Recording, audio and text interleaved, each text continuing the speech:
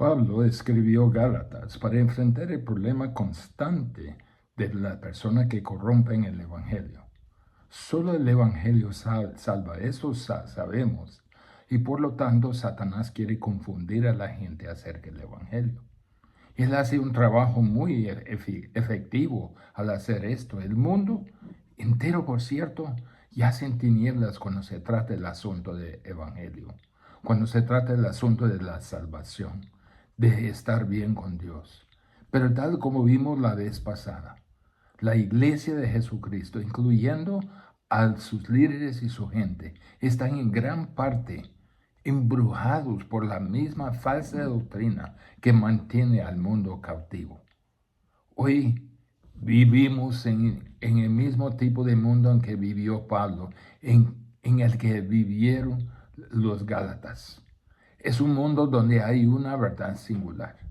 El Evangelio de Jesucristo se revela en las páginas de las Sagradas Escrituras.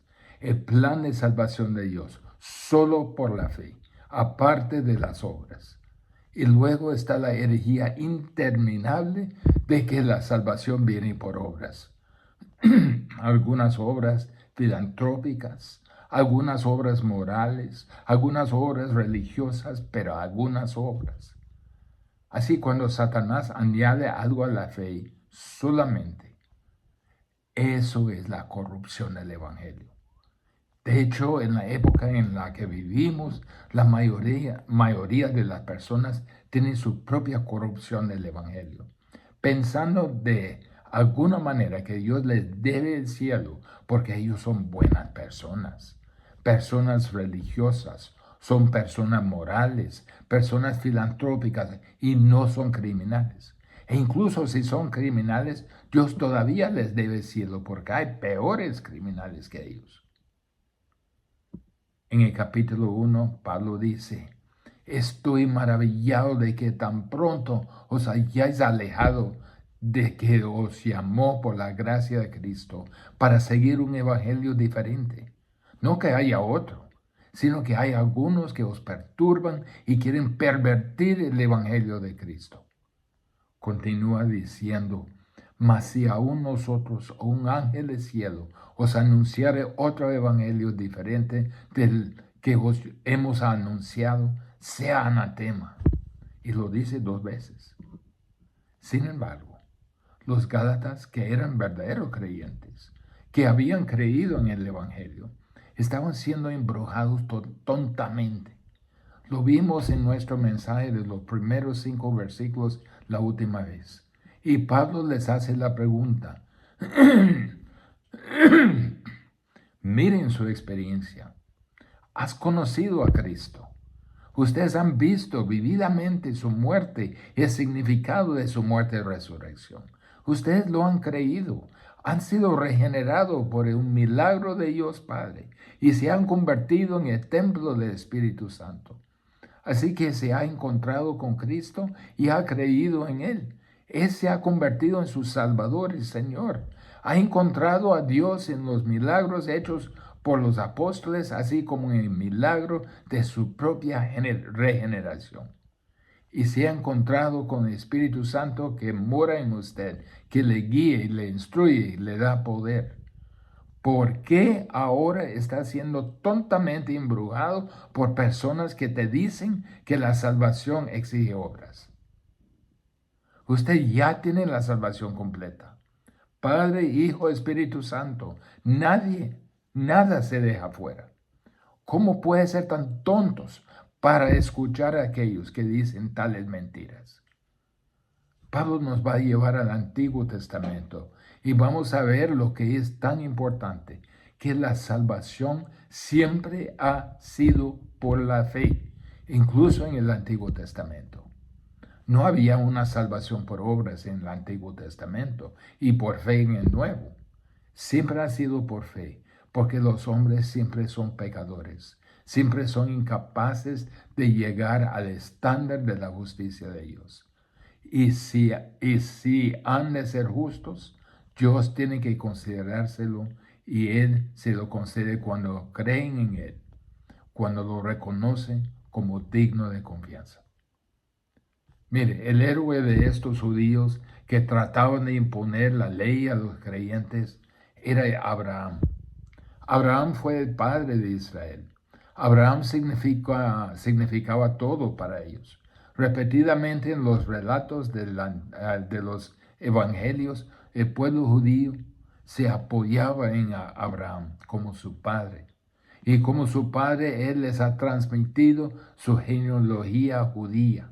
Y la suposición ha sido a lo largo de toda la historia de Israel, de que si es judío, está bien con Dios. De modo que basarían su eternidad en su ascendencia abrámica, porque Abraham es el padre de esa nación. Pero vamos a tener que recordarnos de dos hechos firmes que nos enseña la palabra de Dios. Primero, tenemos que recordarnos que la salvación del Antiguo Testamento es solo por la fe. La prueba positiva es Abraham. Miremos en Gálatas 3, versículos 6 a 9. Así Abraham creó a Dios y le fue contado por justicia. Sabed, por tanto, que los que son de la fe, estos son hijos de Abraham. Y la Escritura, previendo que Dios había de justificar por la fe a los gentiles, dio de antemano la buena nueva a Abraham, diciendo, en ti serán benditas todas las tierras, todas las naciones. De modo que los de la fe son bendecidos con el creyente Abraham. Tenemos que preguntarnos, ¿quién es Israel? ¿Quiénes son los judíos, el pueblo de Dios? Todos los judíos se apoyaron en Abraham y vieron a Abraham como circuncidado y vieron a Abraham como un guardián de la ley, el que guardaba la ley. Dios va a llamar un pueblo para sí mismo, un pueblo al que le dará su divina revelación, un pueblo que encarnará a los profetas, un pueblo que será su nación testigo en el mundo. Eso es su propósito. No es simplemente que Él diseñó salvar a la nación espiritualmente. De hecho, la mayoría de los judíos a lo largo de la historia de la humanidad están en el infierno. No fueron salvos por la promesa de que a través de Abraham Dios edificaría una nación. Y este es muy claro en Romanos 2, 28 y 29, porque dice ahí, pues no es judío el que lo es exteriormente, ni es la circuncisión la que se hace exteriormente en la carne, sino que es judío el que lo es en el interior. Y la circuncisión es la de corazón, en espíritu, no en letra. Y lo repite de nuevo en Romanos 9, 6 al 8. No todo Israel es Israel. La nación temporal de Israel estaba bajo la protección de Dios como nación para ser testigo de Él. Pero eso no les concedió la salvación personal. Y la salvación siempre es personal, siempre es interna, siempre es espiritual, nunca es nacional, nunca es externo, nunca es físico. Dios va a llamar a un pueblo al que dará su revelación, que va a ser su testigo. Él es el único Dios verdadero y viviente, y ellos deben representarlo en un mundo de muchos dioses, unas naciones politeístas. Pero si no me cree, mire la salvación de Abraham. Eso es lo que está diciendo el Señor, Pablo. Así que el Señor le dijo a Abraham en Génesis 12, 1 y 2, vete de tu tierra y de tu parentela, de la casa de tu padre, a la tierra que te mostraré. Y haré de ti una nación grande, y te bendeciré, engrandeceré tu nombre, y serás bendición. ¿Cuál era el objetivo? El objetivo era bendecirlos, para que pudieran bendecir al mundo. Sigue adelante. Bendeciré a los que te bendijeren, y a los que te maldijeren, maldeciré. y serán benditas en ti todas las familias de la tierra. Abraham tenía 75 años cuando siguió el mandamiento de Dios y salió de Harán con su esposa Sara. Dios dice, voy a llamarte y de tus lomos produciré una gran nación que bendecirá al mundo entero. Mire lo que dice en Génesis 15, 4 al 6. Luego vino a él palabra de Dios diciendo, no te heredará sino un hijo tuyo será el que te heredará. Y lo llevó fuera y le dijo, mira ahora los cielos y cuenta las estrellas si las puede contar. Y él le dijo, así será su descendencia. Y creyó a Jehová y le fue contado por justicia. Esa es una promesa masiva contra toda realidad y probabilidad. Este es un anciano casado con una anciana. No pueden tener hijos y no disculpe, y no tiene descendencia. Y cree que el Señor le va a dar hijo como la arena de mar o las estrellas del cielo. Mire lo que dijo. Y creyó a Jehová. Aquí está el versículo clave. Y le fue contado por justicia. Fue la fe de Abraham que la hizo que Dios le acreditara su justicia divina. Aquí está la salvación por fe. Abraham es el prototipo de la fe. No es la primera persona que creyó. Dice en Hebreos 11, dice por la fe Enoc. Enoc fue antes de Abraham. Por la fe Noé, también en Hebreos 11, antes de Abraham. Pero luego es por la fe Abraham. Y Abraham se convierte en una especie de padre de fe para todas las naciones sucesivas de creyentes. Él no es físicamente padre del pueblo, no solo es físicamente el padre del pueblo judío. Espiritualmente es el padre de todos los que creen en Dios a través de la historia humana. Así que Dios le da una nación físicamente, pero también a través de esa nación viene un Mesías. A través de ese Mesías viene una familia mundial por fe. Eso es inherente en la promesa de Génesis 12. Usted no puede usar a Abraham como su ilustración de la salvación por la fe más las obras. Romanos 4, 3 al 5 dice, porque ¿qué dice la Escritura? Creyó Abraham a Dios y le fue contado por justicia. Pero al que obra, no se le cuente el salario como gracia, sino como deuda. Mas al que no obra, sino que cree en aquel que justifica al impío, su fe le es contada por justicia. La ley no fue dada hasta cientos de años después de Abraham, por lo que ciertamente no se salvó al observar la ley y la ceremonia de Moisés. No había ley. No había circuncisión cuando Abraham era considerado justo. Y ese es precisamente el punto de Pablo. La justicia le vino a Abraham de Dios porque él creyó. ¿Era justo? No, él no era justo. Demostrablemente no era justo cuando entró y dejó embarazada a su sierva. Pero Dios justifica a los impíos cuya fe es contada como justicia. ¿Obedeció la ley? Pues no había ninguna ley, amigos. Este es el argumento bíblico de que no se puede añadir ninguna obra a la salvación que es por fe solamente. Abraham creyó y le fue contado por justicia. El pueblo judío no creyó y fue declarado condenado a la ira divina. Su actitud era que la justicia era una deuda que Dios les debía porque eran hijos de Abraham. Pero la salvación de Abraham le fue concedida por la fe y no por obras, ni por la circuncisión, ni por guardar la ley. Y vosotros no sois hijos de Abraham, dice. La salvación en el Antiguo Testamento es siempre por fe. Lea Hebreos 11, siempre por fe. Pero la sección más grande de Hebreos 11 realmente se trata con Abraham, porque él es el padre de la fe. Cuando usted llega al versículo 8, por la fe Abraham. Versículo 11, por la fe Sara.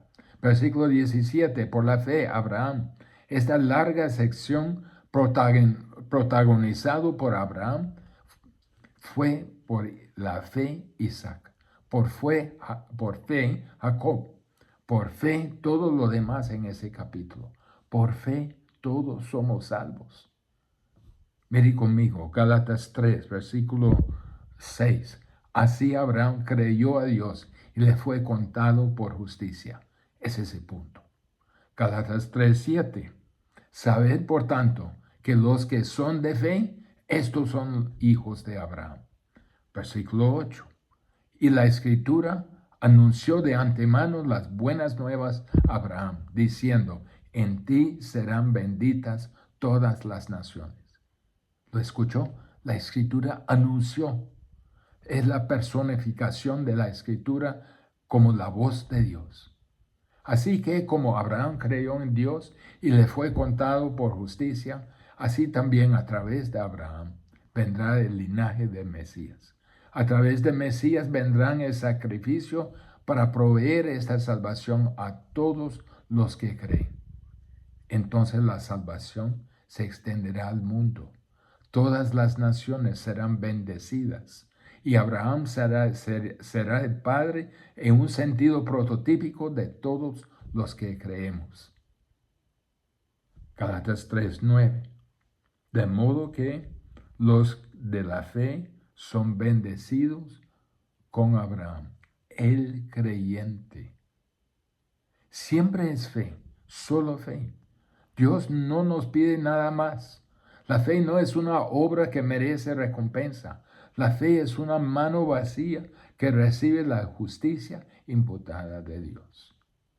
Recuerde usted, dice Pablo, la salvación del Antiguo Testamento es solo por fe.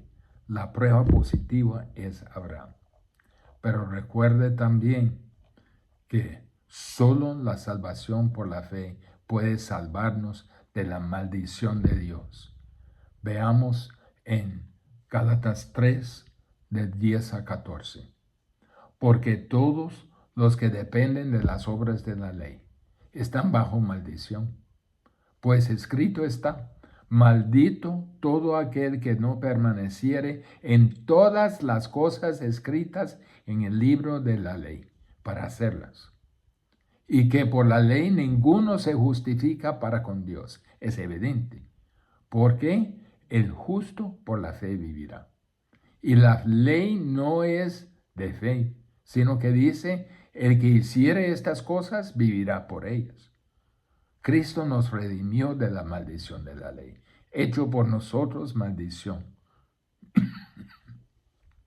Porque está escrito, maldito todo el que es colgado en un madero, para que en Cristo Jesús la bendición de Abraham alcanzase a los gentiles, a fin de que por la fe recibiésemos la promesa del Espíritu.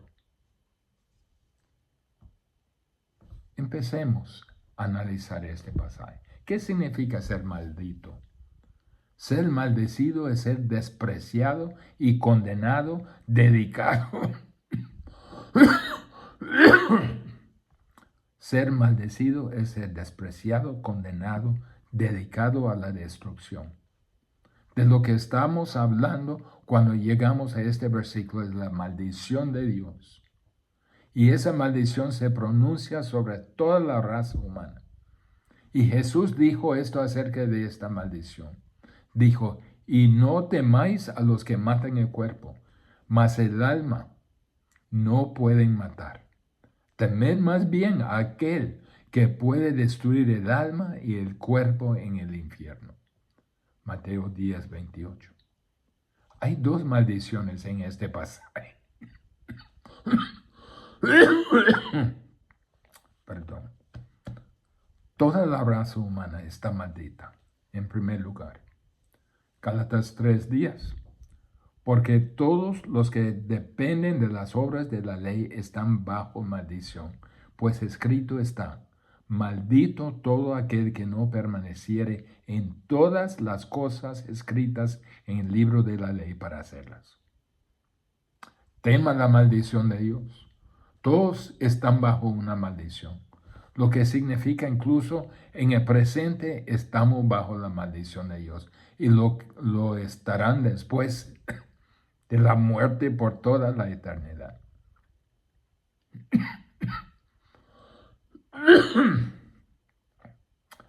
Entonces las implicaciones y los resultados de esa maldición se convertirán en un sufrimiento incomprensible.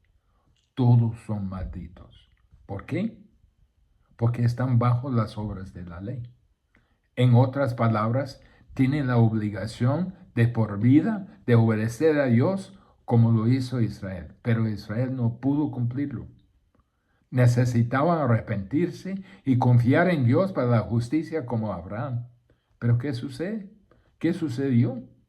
La gente sigue camino de las obras.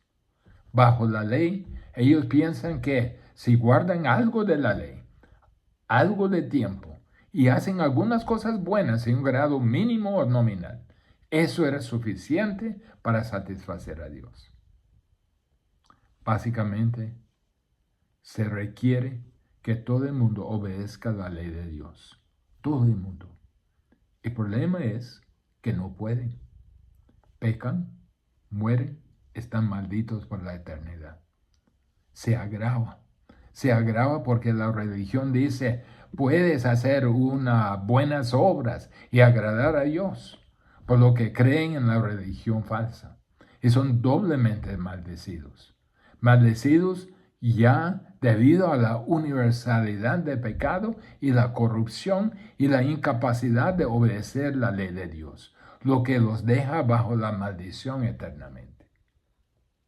Es particularmente mortal cuando la gente quiere añadir obras al Evangelio.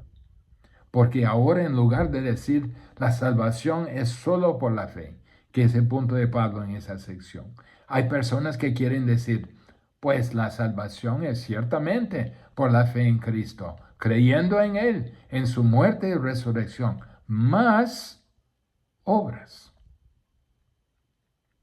Ese es un falso evangelio. Y cualquiera que la cree y predique este falso evangelio está maldito. Cualquiera que crea que las obras son necesarias para la salvación ha comprado un evangelio maldito. Cualquiera que predique esto está predicando un evangelio maldito. Y la gente que lo está creyendo y predicando es maldita.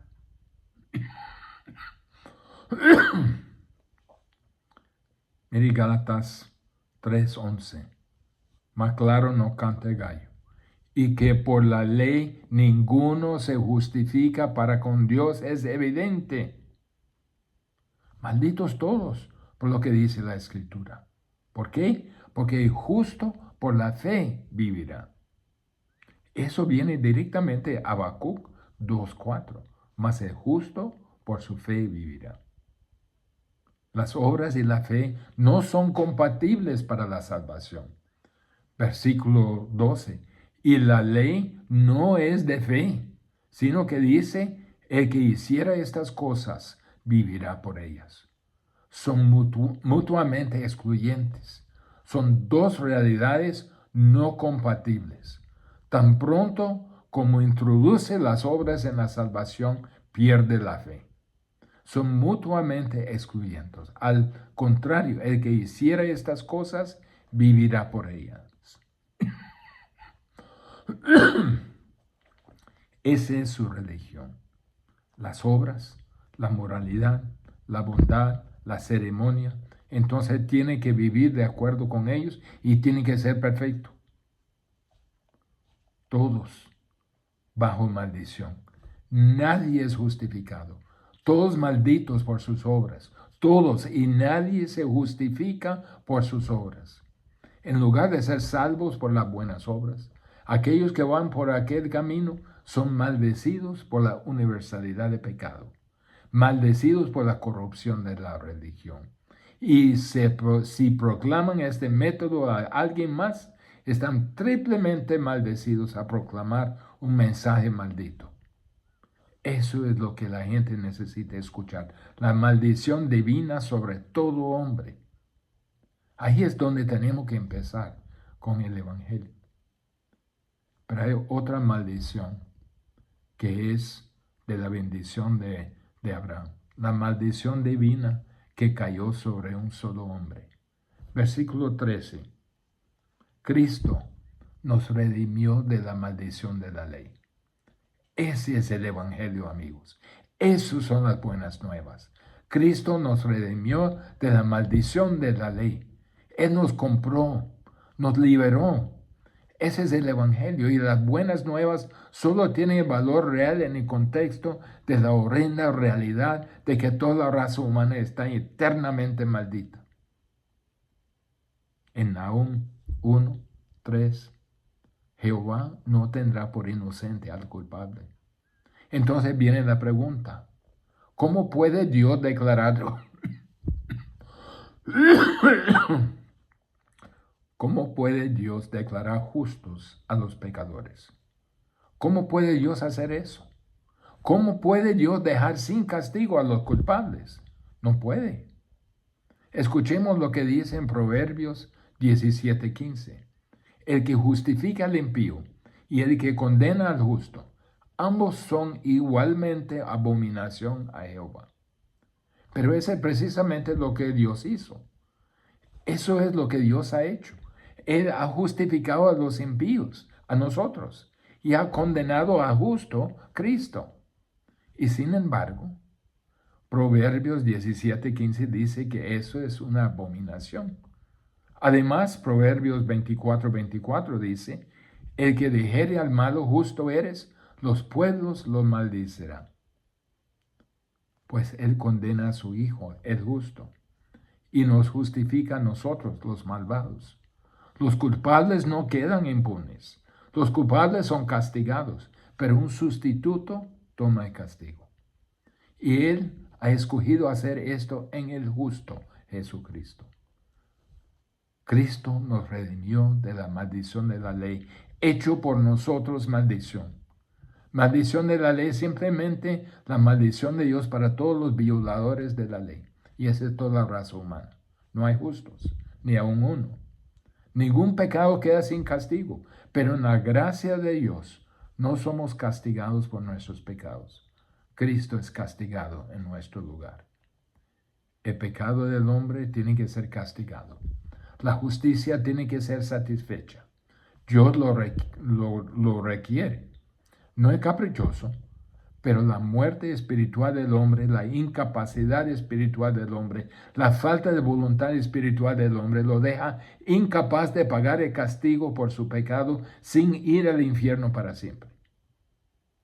Así que Dios ha designado a su Hijo, el Señor Jesucristo, para que tome el lugar de los pecadores y recibe su castigo. Todos los pecadores todos los pecados, que cometeremos fueron pagados. Esa es la satisfacción de la justicia divina. Toda la justa ira de Dios, toda la santa furia de Dios se desató sobre Cristo. Una deuda masiva e incomprensible le fue impuesta en la furia de juicio en las 3 horas de la oscuridad en la cruz. Pero por eso vino. Él dice en Marcos 10:45, porque el Hijo del Hombre no vino para ser servido, sino para servir y para dar su vida en rescate por muchos. Vino a morir por los impíos. Este es el Evangelio. La maldición sobre nosotros cae sobre Cristo. Y esto, por supuesto, es la razón que tenemos tanta animosidad junto con el apóstol por los sistemas de obras, que de alguna manera asumen que la muerte de Cristo fue insuficiente o incompleta. Y aquí Pablo está diciendo, este es Jesús. En cierto sentido, es el cumplimiento supremo de esa imagen. Dios lo maldijo. Dios lo mató, lo ató a un árbol, a un madero. Esta es la maldición de ellos. ¿Quieres saber cuán severa es la maldición de Dios? Trajo todos los pecados de todos los que alguna vez creyeron en Jesús y tomó toda la furia de castigo. Incluso fue abierta, pública y descaradamente la imagen de alguien maldecido por Dios. Los judíos lo sabrían. Sabrían que alguien atado a un madero estaba maldito. Conocían su escritura. Jesús fue maldecido por Dios. Pero también había un propósito a nuestro favor. No solo la gloria de Dios, sino que mire en versículo 14. Dice, para que en Cristo Jesús la bendición de Abraham alcanzase a los gentiles. Cristo murió en la cruz para proveer la salvación para todo el mundo a través de la fe, independientemente si conocían o no la ley de Moisés. Si la salvación requiere la adherencia a la ley de Moisés y a la circuncisión, la mayor parte del mundo no puede ser salvo, porque ellos no lo saben. Cristo fue maldecido de tal manera que el castigo por el pecado se agotó por completo y para todos los que se volvieron a Cristo. Esta es la bendición de Abraham. ¿Cuál es la bendición de Abraham? Salvación, justicia. La justicia le fue contada, imputada a él, acreditada a él, contabilizada a él por fe. Esa es la bendición de Abraham. La bendición de Abraham puede venir sobre los gentiles, venir sobre todas las naciones, porque es por fe, no por ser parte del pueblo judío o de la nación Israel, o por entender la litanía mosaica. Así que la salvación es por la fe, para que en Cristo Jesús, donde usted pone su fe, la bendición que vino a Abraham pudiera venir a todo el mundo, sin importar lo que ellos supieron acerca de Moisés y la ley. Y además de esto, otro propósito, a fin de que, versículo 14, la última parte, a fin de que por la fe recibiésemos la promesa del Espíritu. A través de la fe es el principio. La gracia justificadora a través de la fe trae poder santificador a través del Espíritu Santo. Me encanta el hecho de que termine ahí, por la fe, por la fe. Oremos. Padre, ¿cómo podemos agradecerte por la fe? Aún la fe que tú nos has dado para poder creer, que no es por obras, nada que podíamos ofrecerte. Tú lo hiciste todo. Padre, que alguna persona que no ha creído en Jesús por la fe, que crea ahora mismo. Te pido esto en el nombre de Jesús. Amén.